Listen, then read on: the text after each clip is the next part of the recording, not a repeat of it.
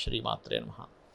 మనము జూలై మాసంలో రాశి ఫలితాలు కనుక చూసుకున్నట్లయితే అప్పుడు ఉన్నటువంటి గ్రహస్థితి ఏ విధంగా ఉంది అని చూసుకున్నట్లయితే జూలై మాసంలో శని వక్రగతిలో ఉంటున్నాడు కుంభరాశిలో. అదేవిధంగా రాహు మీనంలోని, మేషంలో కుజుడున్నాడు. అయితే చంద్రుడు ప్రతి 2.5 రోజులకు ఒకసారి మారిపోతూనే ఉంటాడు. అలాగే మరొక విషయం ఏంటంటే ఇక్కడ ఈ యొక్క కుజుడు 13వ తేదీ గురువును కలుస్తున్నాడు. ఎప్పుడైతే కుజుడు గురువును కలుస్తాడో కొంచెం ల్యాండ్ రిలేటెడ్ సంబంధించిన విషయంలో మంచి జరిగేటువంటి యోగం, కొంచెం ల్యాండ్స్ రేట్స్ పెరగడం కూడా జరుగుతుంది. అదేవిధంగా ఇక్కడ మనకి మిథునంలో రవి శుక్ర గ్రహాల యొక్క స్థితి, ఆ రవి 15వ తేదీకి కర్కాటకంలోకి రావడము, అదేవిధంగా శుక్రుడు 7వ తేదీ కర్కాటక రాశిలోకి రావడము, బుధుడు కర్కాటక రాశిలో ఉంటూ 20వ తేదీకి మనకి మన సింహంలోకి వస్తున్నాడు. అదేవిధంగా కన్యారాశిలో కేతువు యొక్క సంచారం జరుగుతుంది. ఈ యొక్క గ్రహస్థితిని అనుసరించి ద్వాదశ లగ్నాల వారికి, లగ్నం తెలియని వారి రాశుల వారికి ఏ విధంగా ఉంది అనేటువంటి విషయాలు మనం ఇప్పుడు తెలుసుకుందాం. మేషలగ్నము, మేషరాశి. మేషం వారికి మీ యొక్క రాశి అధిపతి 13వ తేదీ నుంచి 2వ స్థానంలో ఉండే గురువుతో కలుస్తున్నాడు కాబట్టి ఇన్సూరెన్సెస్ మూలంగా, భూముల మూలంగా కొంతవరకు ఫైనాన్షియల్ గ్రోత్ అనేటువంటిది పెరగనుంది. అదేవిధంగా మీకు ఈ యొక్క నెలలో 12వ స్థానంలో రాహు సింగిల్గా ఉంటున్నాడు. ఎటువంటి గ్రహ సంబంధించినటువంటి కాంబినేషన్లో లేకుండా ఇది కొంతవరకు మీకు విదేశీ యోగాన్ని ఇవ్వనుంది. అదేవిధంగా 3వ స్థానంలో కనుక చూసుకున్నట్లయితే రవి 15వ తేదీ వరకు ఉంటున్నాడు. 3వ స్థానంలో పరాక్రమకారకుడు ఉండడం అనేటువంటిది మంచిదే. పరాక్రమం అంటే ధైర్యంగా మీరు ఏదైనా స్టెప్ తీసుకోగలుగుతారు. అదే 3వ స్థానంలో ఉండేటువంటి ఆ యొక్క శుక్రుడు 7వ తేదీ నుంచి 4వ స్థానంలోకి వెళ్తున్నాడు. కాబట్టి ఏంటి, 7వ తేదీ తర్వాత నుంచి మీకు భూముల మూలంగా, గృహాల మూలంగా, కన్స్ట్రక్షన్స్ మూలంగా ధనయోగం అనేటువంటిది పెరగనుంది. ఇది గుర్తుపెట్టుకోండి. అలాగే బుధుడు 20వ తేదీ మీకు తృతీయాధిపతి 5వ స్థానంలోకి వస్తున్నాడు. కాబట్టి ఏమిటి, 20వ తేదీ నుంచి మీరు తీసుకునే నిర్ణయాలు ఏవైతే ఉంటాయి, బుధుడు నిర్ణయాలకి, ఆలోచనకి కారకుడు. సో డెసిషన్స్ విషయంలో 20వ తేదీ తర్వాత తీసుకోవాల్సిన డెసిషన్స్ కాస్త జాగ్రత్తగా తీసుకోండి. బట్ ఏదేమైనప్పటికీ కూడా 6వ స్థానంలో కేతు ఉన్నందుకు కొంచెం మీరు ఎవరికైనా అప్పులు ఇవ్వడం, తీసుకునేటువంటి అంశాల్లో కొంత జాగ్రత్తగా ఉండండి. లాభస్థానంలో ఉండేటువంటి శని వక్రిస్తున్నందుకు మీకు పర్టికులర్గా ఈ నెలలో ఒకవైపు బిజినెస్, ఇంకోవైపు ఇంకోటి ఏదైనా జాబ్ చేసుకునేటువంటి యోగం కలగనుంది. కొత్త జాబ్స్ కోసం ట్రై చేసేటువంటి వారికి అనుకూలంగా ఉంటుంది. ఫైనాన్షియల్ గ్రోత్ పెరుగుతుంది.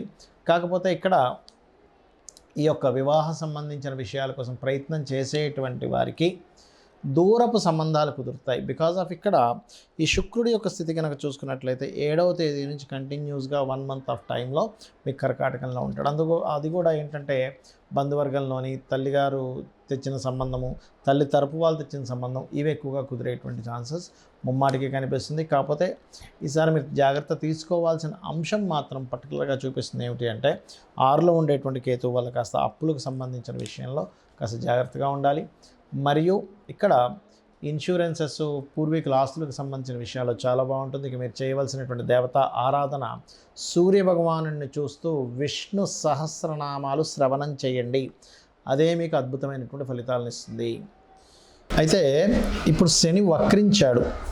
శని వక్రగతి వల్ల కూడా కొన్ని జాగ్రత్తలు తీసుకోవాలి. మీ జాతకం ఉన్నా లేకపోయినా సరే గుర్తుపెట్టుకోండి. ఏమిటది అంటే శని మకర రాశి, కుంభరాశిలో ఉండి మకరం వైపు వక్రించున్నాడు. దీనివల్ల పర్టికులర్గా ఏంటంటే ప్రపంచవ్యాప్తంగా, దేశవ్యాప్తంగా కొంత కెరియర్ రిలేటెడ్ సంబంధించిన విషయంలో కొంత గ్రోత్ ఉంటుంది. అదేవిధంగా కొంత స్ట్రెస్ ఉంటుంది దేశవ్యాప్తంగా, ప్రపంచవ్యాప్తంగా కూడా. అయితే ఇక్కడ ఈ శని వక్రగతి అనేటువంటిది ముఖ్యంగా ఇంకా వేటి మీద చూపిస్తుంది. అందరూ అసలు ఏం చేసుకోవాలి చూసుకున్నట్లయితే ఎప్పుడైనా గుర్తుపెట్టుకోండి, శని భగవానుడు రాశి మారిన, నక్షత్రం మారినప్పుడు కానీ, వక్రగతి చెందినప్పుడు కానీ, పాపగ్రహాల మధ్యన కానీ, శుభగ్రహాల మధ్యన కానీ చేరినప్పుడు మనకి దానిలో ఒక మార్పుని ఇస్తాడు ఖచ్చితంగా. అంటే కర్మకారకుడు, న్యాచురల్ కర్మకారకుడు ఆ యొక్క మార్పుని ఇచ్చినప్పుడు దాని యొక్క ఫలితాల్లో అనేకమైనటువంటి మార్పులు వస్తాయి. ఇది ముఖ్యంగా దేశ రాజకీయాల మీద ప్రభావం చూపిస్తుంది శని వక్రగతి అనేటువంటిది. అదేవిధంగా రెండవది ఏంటంటే జాబ్స్, ఎంప్లాయ్మెంట్స్, వీటి మీద ఒక పాజిటివ్నెస్ని కూడా ఇస్తుంది. అందులో ఎటువంటి సందేహం లేదు. ఆర్థిక వ్యవస్థ సంబంధించిన విషయంలో అనేకమైన మార్పులను ఇస్తుంది. అయితే ఈ శని వక్రగతి పర్సనల్ చార్ట్ మీద ఎఫెక్ట్ పడకుండా ఉండాలి అంటే ముఖ్యంగా మీరు చేసుకోవాల్సినటువంటి ముఖ్యమైనటువంటి అంశం ఏమిటి అంటే శనివారాలు వీలైనంత మటుకు అన్నదానం చేయండి. దీనివల్ల ఏమవుతుందంటే శని వక్రగతి యొక్క ప్రభావం తగ్గి మీకు పాజిటివ్ అనేటువంటి జరుగుతుంది. అలాగే బెల్లము గోవుకు తినిపించడము, మధ్యాహ్నం పూట నిద్రపోవడం అనేటువంటిది ఎక్కువగా చేయకూడదు. అదేవిధంగా ముసలి వాళ్ళకి, బాగా ఏజ్డ్ పర్సన్స్కి, వాళ్ళకి ఏదైనా మీకు తోచినటువంటి సహాయం చేయడం చేస్తూ ఉన్నట్లయితే ఖచ్చితంగా మంచి ఫలితం వస్తుంది. దీంతోపాటు శని వక్రగతి యొక్క ప్రభావం మీ మీద అస్సలు ఇంక పడకుండా ఉండాలి, కంప్లీట్ పాజిటివ్గా ఉండాలంటే కర్మకారకుడు, ముఖ్యంగా శని భగవానుడు, ఆంజనేయ స్వామి ఉపాసన ఎవరైతే చేస్తారో వాళ్ళకి మరింత అనుకూలంగా ఉంటాడు. కాబట్టి ఆ అనుకూలత రావాలంటే రోజు కనీసం 20 నిమిషాలు, ఎక్కువసేపు అక్కర్లేదు, ఓం హరి మర్కటాయ నమః అనే మంత్రం చేయండి, అద్భుతంగా ఉంటుంది. అయితే ఎవరికైనా వాళ్ళ జన్మజాతకంలో శని వక్రించుండి వాళ్ళ గనక కర్మ సంబంధం దానికి వచ్చింది కంప్లీట్గా అన్నప్పుడు ఉద్యోగం, గతంలో చేసిన ఉద్యోగంలోకి వెళ్ళడం అనేటువంటిది ఇస్తాడు. గతంలో ఇంతకుముందు చేశానండి జాబ్, వాళ్ళు మళ్ళీ పిలుస్తున్నారు, ఇటువంటివి వింటూ ఉంటారు, గుర్తుపెట్టుకోండి. అలాగే ఎప్పుడైనా గుర్తుపెట్టుకోండి, గోచార గ్రహాల యొక్క ఫలితం ఒక ఎత్తు అయితే మన personal chart is most important. మన పర్సనల్ చార్ట్లో ప్రస్తుతం నడుస్తున్న మహాదశ ఏమిటి, అంతర్దశ ఏమిటి, దానికి గోచారం ఏమిటి, ఇది పర్టికులర్గా చూసుకోవాలి.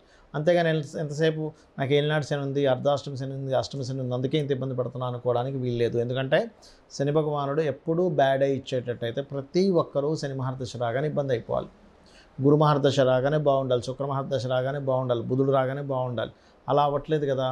లాజిక్ ఆలోచించండి. శని భగవానుడు బాగుంటే మంచి ఫలితాలు ఇస్తాడు, గురువు బాగున్నా మంచి ఫలితాలు ఇస్తాడు. కానీ ఇబ్బంది అయితే గురువు గ్రహం అయినా సరే ఇబ్బంది ఇస్తుంది. శుక్రగ్రహం, అందరూ ఏమనుకుంటారు శుక్రదశ వస్తే రాజయోగం అనుకుంటారు. అలా ఏమి ఉండదండి. శుక్రుడు బాగుంటేనే రాజయోగం.